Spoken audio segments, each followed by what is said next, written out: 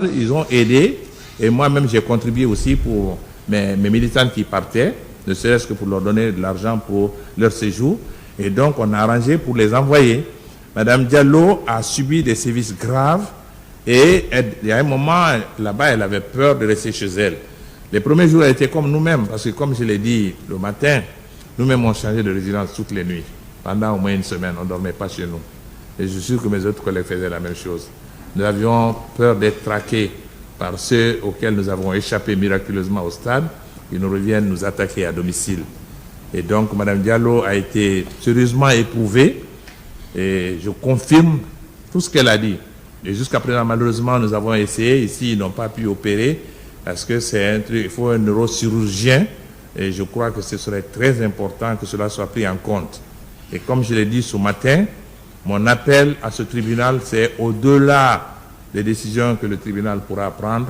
Il faudrait absolument que le tribunal daigne accepter de donner une compensation importante aux victimes du 28 septembre. Les personnes qui ont été assassinées et les femmes qui ont subi des violences. Je crois qu'une juste compensation ferait justice pour ces dames-là. Elle fait partie de ce lot. Elle a besoin de soins pour faire une intervention chirurgicale, pour lui enlever l'éclat qu'elle a. Elle a les radiographies. J'ai suivi tout. Je connais son état. Je connais très bien son état. Et je crois que c'est un fait malheureux. Elle fait partie des grandes victimes. Et je voudrais dire encore une fois ici, parce que j'ai vu des victimes ici à la barre, elles ne sont pas folles. Elles sont en train d'endurer le traumatisme qu'elles ont subi. Et ça compte. Les femmes sont souvent, il y a des parties de la femme, il y a certains gestes qu'on ne doit pas faire. Et donc, elles ont subi vraiment des traitements inhumains. Et c'est le résultat. Et quand j'ai vu la dame la dernière fois parler ici, moi je connais, parce que mes militantes qui étaient avec elle à Dakar la connaissent bien. Elle a été victime d'atrocités réelles. C'est évident. L'autre a eu le courage de dire ici qu'elle a été violée. La précédente, la première qui est venue. Ce n'est pas toutes les femmes qui peuvent avoir ce courage de se mettre devant le public en sachant que ce procès est suivi à la télévision dans le monde entier. Ce courage-là, nous devons l'honorer. Nous devons honorer ce courage-là et faire en sorte que avoir plus de compassion pour ces victimes que de penser que ces dames-là sont des folles. Elles sont loin d'être folles. Elles sont la victime des gestes inhumains qu'elles ont subis. Je souhaite que votre appel tombe dans de bonnes oreilles au-delà de ces tribunaux, puisque tout le monde suit ce procès pour que madame soit prise en charge. Son cas est très préoccupant. Je poursuis. Il y a eu des leaders qui ont été indemnisés. Je ne sais pas si vous en faites partie. Non. Moi, je n'ai pas reçu d'indemnisation. On me l'avait proposé. Jean-Marie était Premier ministre à l'époque de la transition. Moi, j'étais porte-parole des forces vives. Je me suis trouvé un jour dans le bureau de Jean-Marie. C'est lui qui m'a informé qu'il allait indemniser, il allait nous indemniser, moi, pour les montants que j'ai payés pour mon opération et le transport pour aller me faire soigner. Et je lui ai dit non. Mais je ne savais pas le montant qu'il avait donné aux autres, mais moi, je n'ai pas accepté. Je n'étais pas au courant de ce qu'il avait donné aux autres. Mais moi, j'étais dans ce bureau, il me l'a proposé, je n'ai pas accepté. C'est pour des raisons personnelles, je n'ai pas accepté. Et à présent, qu'est-ce que vous sollicitez à titre de dommages et intérêts? Mon appel, je l'ai dit, moi je ne demande rien au tribunal. Je suis ici pour dire que plutôt plaider pour les victimes, les autres, les personnes qui ont subi des sévices graves, les personnes qui ont été assassinées, leurs familles. Je souhaite que le tribunal tienne compte de cela et qu'il y ait une juste compensation pour toutes ces personnes. C'est mon souhait. Moi, je ne demande rien. Je pense que nous devons nous unir pour aider ces personnes-là.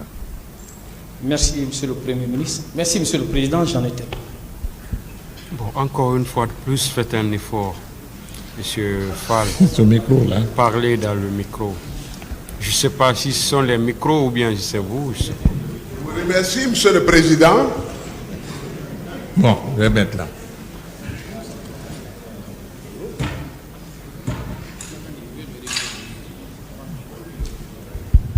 Non, c'est bon là, je vais approcher. C'est bon, je vais faire des efforts pour m'approcher bien comme ça.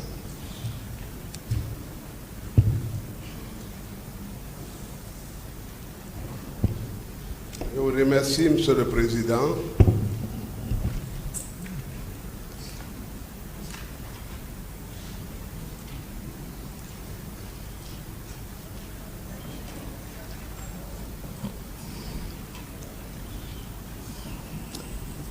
Excusez-moi, Monsieur le Président, pour le léger retard qui enfreint l'usage du temple et que vous pardonnez.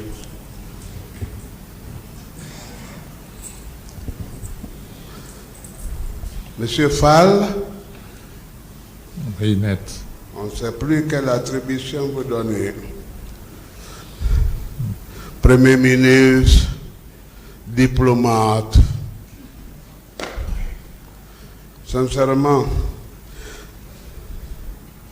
la République, bien que je ne sois pas investi du titre, et vous êtes fier, hein? Moi-même, et c'est ce qui m'engage. Je vous dis que le défilé à la barre de Baouri, M. Baouri, et de vous, nous enchante tellement. C'est-à-dire que le bréviaire du savoir-faire, du savoir-être, vous l'avez incarné. Je crois que votre respect dû au tribunal même, à la Cour, les instruments juridiques internationaux, c'est vous qui les avez élaborés. Heureusement que vous le portez à la connaissance de la Cour. Vous êtes heureux que ce soit votre pays même qui abrite cette cérémonie macabre. Les questions maintenant. Question.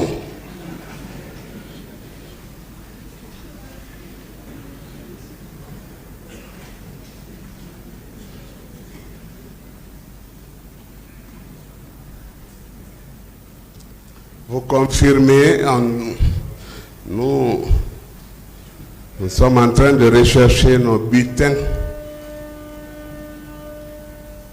que Toumba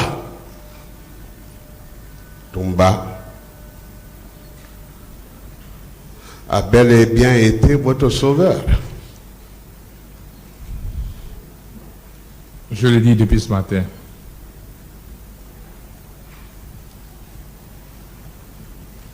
Que Jean-Marie Doré et autres, Oui, maître. oui, ont eu la vie sauve grâce à lui. Oui. Vous confirmez aussi qu'à la clinique Pasteur, Keburo était accompagné par d'un cortège et qu'il était bel et bien présent avec Marcel en ces lieux. Oui, je n'ai pas vu le cortège qui était avec Jean-Marie, et plutôt avec Keboro. Nous étions dans une atmosphère surréaliste, mais j'ai vu Keboro, j'ai vu Marcel et Toumba. C'était les trois acteurs ce jour-là que j'ai vus. Et ça se jouait entre Toumba et Marcel. Mais donc Marcel était sain, vivant, viable, véritable et coordinateur de tout. C'est ça? Écoutez, en ce qui nous concerne, il y a eu des groupes qui ont fait le massacre à l'intérieur du stade, ceux qui ont tiré sur les gens, il y avait ce groupe, il y a d'autres qui ont violé les femmes, mais le groupe qui a martyrisé les leaders politiques, c'est le groupe de Marcel. Nous, notre groupe, pas tout le monde, puisque les leaders ont été éparpillés, mais Cellou Dalein, Sidia Touré, Mokhtar, moi-même, c'est Marcel qui s'est occupé de nous. Je ne sais pas quel est le groupe qui a battu Jean-Marie. Parce que Jean-Marie, comme vous savez, il a été le premier qui a été pris par les militaires. Parce que sa rentrée à l'intérieur du stade a coïncidé avec l'arrivée des militaires. Très bien. Et donc, dès qu'ils sont venus, c'est le premier qu'ils ont pris. Je ne sais pas quel est le groupe qui l'a battu. Nous, on l'a trouvé sur le dehors, déjà fortement blessé. Vous confirmez aussi qu'au stade du 28 septembre, il y avait les bérets rouges, les bérets verts. Oui. Et vous savez que seule la police et la gendarmerie avaient droit de citer en ces lieux, en ce moment et pour la circonstance. Oui, je crois qu'il y avait des policiers, il y avait des gendarmes, il y avait des bérets rouges. Bon, il y avait tout un ensemble. Oui, mais ça ne devait pas vous étonner parce que c'était eux la gouvernance en ces lieux. Quand il y a des mouvements comme ça, des manifestations, c'est la police et la gendarmerie, c'est ça?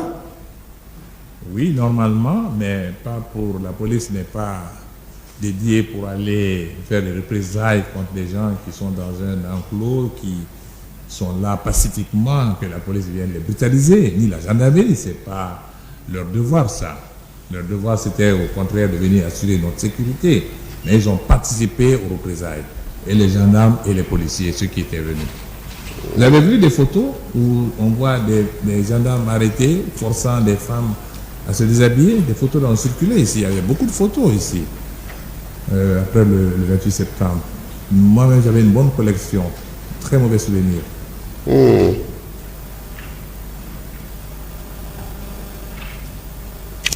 Parlons de Toumba. Toumba. Qu'est-ce qu'il représente pour vous à ce jour, après combien d'années? 13 années qui sont passées. Moi j'ai commencé à parler de Toumba dès après le massacre du 28 septembre. Après le 28 septembre, je crois, au mois d'octobre et autres, j'ai commencé à parler de Toumba. J'ai fait des interviews ici, à la radio, un peu partout. Et j'ai dit que c'est Toumba qui nous, sans donner trop de détails même, j'ai dit que c'est Toumba qui nous a sauvés à l'intérieur du stade. 13 années après, pendant très longtemps, Toumba était introuvable. Il était introuvable. Et quand Toumba a été arrêté, qu'on l'a transféré en Guinée, je me suis dit certainement que ce procès va avoir lieu enfin. Malheureusement, il ne s'est pas tenu. Et Toumba, quand il est arrivé, quand on m'a dit qu'il a été arrêté, et quand il y a eu le changement le 5 septembre et que le nouveau gouvernement a eu le courage d'organiser ce procès, je me suis dit, encore une fois, tout ce que je peux dire, moi je ne connais pas Toumba, on n'a jamais échangé.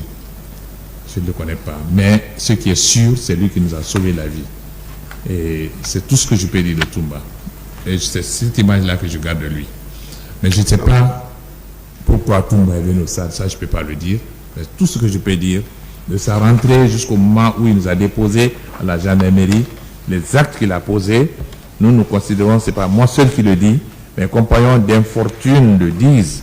Sidia le dit, Mokhtar le dit, et Jean-Marie, le regretté Jean-Marie aussi le disait. Et Sidia me disait que, je sais mon frère, il faut dire la vérité, si Toumba ne nous avait pas sorti, on allait mourir au stade. Moi-même, je le dis à mes enfants aussi. Donc, c'est l'image-là que je garde de lui. Sinon, je ne connais pas Toumba, mais c'est ce qui s'est passé.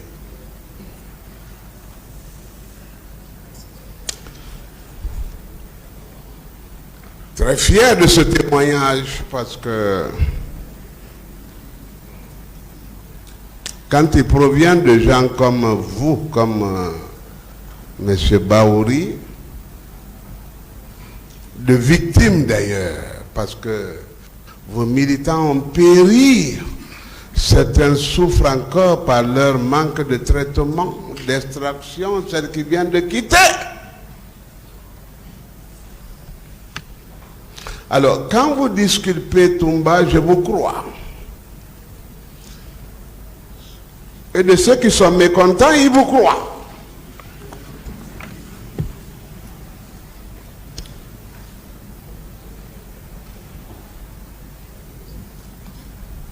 Keboro.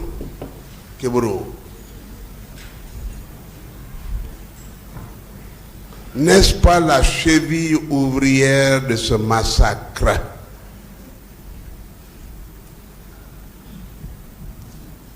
Et question.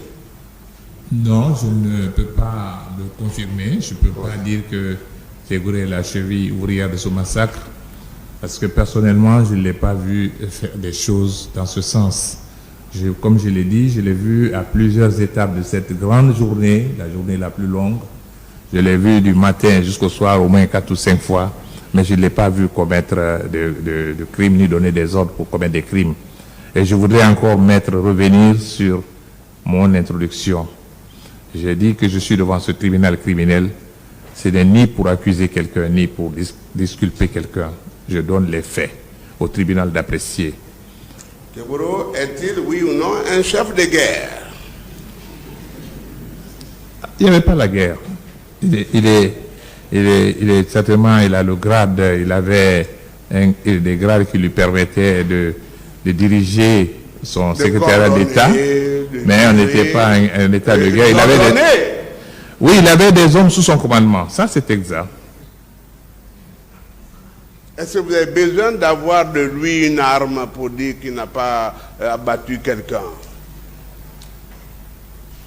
Franchement, maître, je ne peux pas dire de Tchegourou mieux que ce que je viens de dire.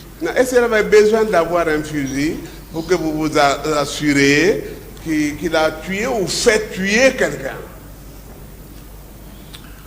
Le tribunal appréciera tout ce qui a été dit concernant chacune des personnes qui se trouvent dans le box. Pour ce qui concerne Tchegourou, ce que j'ai dit, c'est les moments où moi je l'ai vu au cours de cette journée du 28 septembre 2009. Était-il à l'hôpital, à la clinique Ambroise?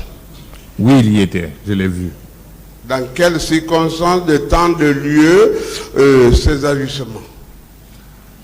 Nous sommes restés à la clinique devant, on n'est pas rentré dans la clinique, nous sommes restés devant la clinique Ambroise quelques minutes.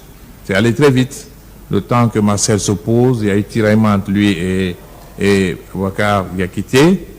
Et le temps que Toumba, et plutôt Marcel menace avec la grenade, on nous a remis rapidement le véhicule. C'est allé très très très vite. Et puis on a fait Marcel. Sa position, son intervention en tant que ministre chargé de la garde présidentielle, donc ministre de la République, face à la détermination de Marcel à en découdre avec la clinique même et tous les occupants et tous les gens que Toumba avait voulu sauver. Est-ce que ça vous avait rassuré? Non, son intervention n'était pas une intervention vigoureuse, mais à un certain moment, je l'ai vu essayer de parler à Marcel. Ce n'était pas une grande intervention, mais il n'était pas là non plus. Et c'est le geste que j'ai retenu de lui. C'est ça. Quand M. Baouri dit qu'il s'étonnait que Bourou était devenu fébrile, abrupte, inopérant, malgré son grade et son titre. Vous confirmez que vous êtes dans le même esprit que M. Baouri? Mais tout le monde sait qu'au temps de CNDD, il n'y a pas de respect de grade. Les soldats se comportaient comme ils voulaient. Ouais. L'armée était une armée à désordre, on le sait bien. Et c'est pour ça d'ailleurs on a engagé la réforme du secteur de sécurité après les élections. Ça a été une des réussites d'ailleurs du président Alpha Condé.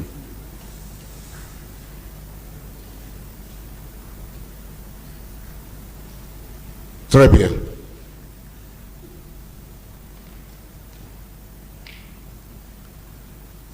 Alors, Tchegourou, qu'aurait dit-il faire ce jour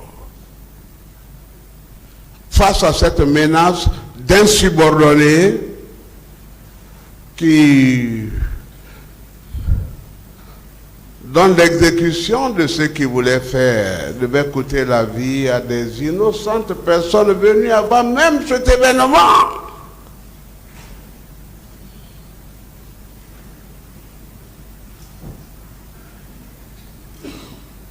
Question, oui?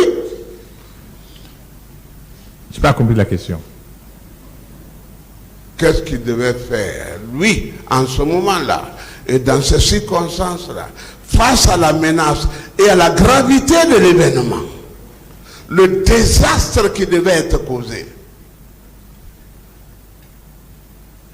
Selon les explications qui ont été données depuis le début de ce procès, j'ai cru entendre que Marcel relevait de Aboubakar Yakité et que Kego n'était pas son chef direct, je crois bien. Mais, comme je l'ai dit, il n'y avait pas de discipline dans cette armée. C'est une armée indisciplinée. Et d'ailleurs, le président de CNDD l'avait dit. Keboro, sur les lieux sans Toumba, devait gouverner, je crois. Il avait la suprématie. Suprématie en tant que ministre, peut-être secrétaire d'État. Voilà. Et en tant que colonel et ministre chargé de la sécurité présidentielle, même s'il a brillé par son nombrilisme. Oui, le respect du grade, oui, tout à fait. Je ne me sais même pas, vous savez, les grades dans l'armée, il y a eu un chevauchement tel que j'étais perdu entre lieutenant-colonel et tout. Les colonels, il y a eu des centaines de colonels qui ont été nommés. Moi, je ne savais plus qui était commandant ou qui était lieutenant dans l'armée guinéenne. Donc, c'est pour ça que j'hésite souvent à appeler chacun d'eux. Le seul qui n'a pas changé de grade pendant cette période, c'est le président du CNDD. Et Dadi, c'est resté capitaine. Tous les autres, les grades sont allés très très vite. Mais je n'arrive pas à les distinguer, moi, parce que je suis perdu dans ce chevauchement. Souffrez, monsieur le ministre, parce que vous êtes très important dans ce procès. Pas que je sois virulent envers vous, mais vous êtes tellement précieux que vous seulement vous suffisez pour la manifestation de la vérité. Question.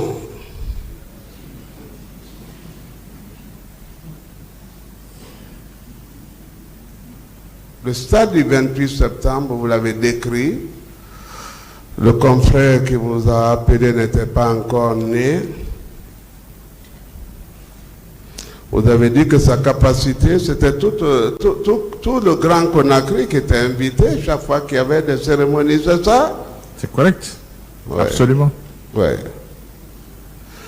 Et les MiG de Kamandiabi et autres nous surplombaient même à 15 cm au-dessus du stade, hein, je crois. Absolument. Oui. Il y avait de l'expertise.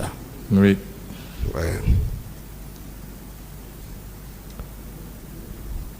Ça veut dire que c'est une infime partie, c'est-à-dire des militants de partis d'opposition qui devaient simplement s'y rendre. C'est ça? Oui, tout à fait. Nous savions que nos militants auraient été... Le stade était suffisant pour nos militants, nous le savions. Il y a eu beaucoup de manifestants au temps où le PDG était tout puissant ici, où tout le monde était PDG. Le PDG remplissait le stade avec les militants, les étudiants et tout le monde. Et tout Conakry se retrouvait à l'intérieur. On a vu quand le PIP était là, le PIP a fait des meetings monstres à l'intérieur là-bas. Et nous savions aussi que nous aurions pu amener beaucoup de monde à l'intérieur du stade. Et c'est d'ailleurs parce que les tirs ont commencé trop tôt. Sinon, on aurait rempli le stade jusque dans les stades annexes. Oui. Donc, on n'avait aucun souci. D'abord, vous étiez allé à main nue. Et M. Baouri même a empêché un garde de ramasser une arme. Oui, moi je n'ai pas vu. Pour l'accomplissement d'un droit constitutionnel, c'est ça? Oui, nous, j'ai pas vu de gens armés. Il n'y avait pas de bâton, il n'y avait rien, il n'y avait pas de cailloux. Les gens tout le monde avait les mains nues. Et je suis sûr que s'ils avaient des armes, ils allaient se défendre. Et la thèse qui dit que les gens ont saccagé le commissariat, je pense que dans vos dossiers, vous avez des rapports d'un commissaire de police qui a dit que c'est l'infiltration qui allait attaquer le commissariat. Parce que nous, les consignes à nos militants étaient très strictes. On n'avait aucun avantage, aucun intérêt à créer le trouble. Nous avions intérêt à avoir un monde auquel on voulait s'adresser pacifiquement. Donc ceux qui ont attaqué les commissariats, nous n'en portons pas la responsabilité. Ça, ce sont des infiltrations qui ont permis pour nous faire porter cette responsabilité. Les rapports l'indiquent dans le rapport qui vous a été soumis. Merci. Encore une fois, excusez-moi de vous interroger, parce que là... Allez-y, Ben. Vous savez, j'ai renoncé à un important rendez-vous médical pour mon genou pour venir assister, comme m'a dit quand j'étais programmé, j'ai dit je vais venir. Donc j'ai tout le temps avec vous.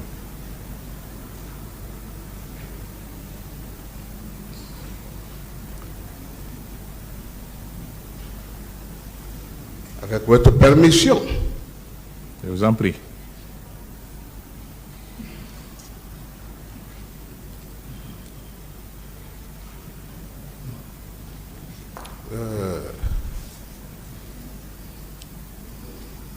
Vos militants, ils en ont souffert.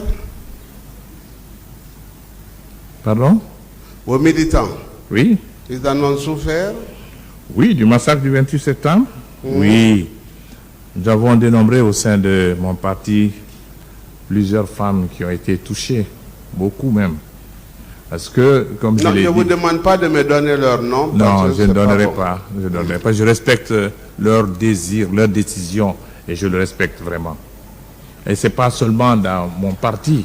Si l'UFDG a lié la liste des personnes, des femmes qui ont été martyrisées ce jour-là, je crois que la liste sera encore plus grande. Mais nous respectons l'intimité de ces dames, nous respectons ce qu'elles ont dit. Mais nous savons qu'il y a eu beaucoup de dommages ce jour-là. Et on ne saura jamais. C'est difficile. Je crois que vous continuez même le suivi de certains, hein? Absolument. Nous avons essayé d'aider le maximum.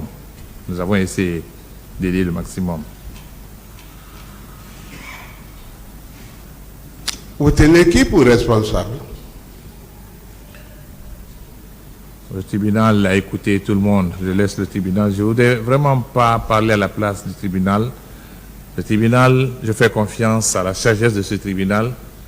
Et ce procès-là est un procès emblématique. Oui. Et donc, je suis convaincu que pour la première fois qu'il y a un procès public et contradictoire pour un crime de masse en Guinée, que ce procès va déboucher sur des conclusions qui seront aussi, comme je l'ai dit ce matin, qui feront jurisprudence en Guinée et en Afrique. Je fais confiance à la justice. Moi, je ne voudrais pas me prononcer sur les responsabilités. Ah là, toute ma satisfaction, ma gratitude, et ça confirme ce que j'ai toujours dit de ce tribunal. Il faut le soutenir. C'est la preuve même que la Guinée peut abriter les pays africains. Mais surtout les magistrats que voici peuvent abriter des procès de cette envergure. Ils le font. Et d'ailleurs, avec tellement de professionnalisme que nous n'avons rien à envier à l'étranger. Je crois que vous êtes un témoin de l'histoire à l'international, n'est-ce pas? Oui, je l'ai dit ce matin. Je crois que une de mes satisfactions, c'est de me trouver devant une juridiction nationale guinéenne, sur le sol guinéen, qui juge un crime qui relève de la compétence de la CPI. Et comme vous le savez, aujourd'hui, l'Afrique ne veut, la plupart des pays africains, même au niveau des réunions de l'Union africaine, la CPI est remise en cause. Moi qui ai participé à la création par le statut de Rome, je sais que le statut est parfait. Moi, je le sais. Mais la manière dont il a été utilisé, je crois que là, il y a problème. Mais savoir qu'un pays comme la Guinée a pu organiser un tel procès par le principe de la complémentarité, cela devrait être servi d'exemple pour les pays africains. Pour que ce bon procès, qu'on le mène à son terme, vous avez une très grande responsabilité. Et c'est la raison pour laquelle j'ai dit que ça fera jurisprudence et ça servira d'exemple pour beaucoup de pays africains pour savoir que les crimes de gravité extrême ces crimes-là sont commis généralement en Afrique. Encore, les conflits, c'est encore sur notre continent, malheureusement. Et quand vous voyez même la composition aujourd'hui des Nations Unies, le Conseil de sécurité, près de 80% du travail des Nations Unies s'est consacré à l'Afrique, les conflits. Et c'est au cours de ces conflits qu'il y a ces crimes, les crimes les plus odieux. Mais savoir que les Africains peuvent le faire, vous êtes en train d'administrer l'exemple. Et je vous encourage à continuer sur cette voie.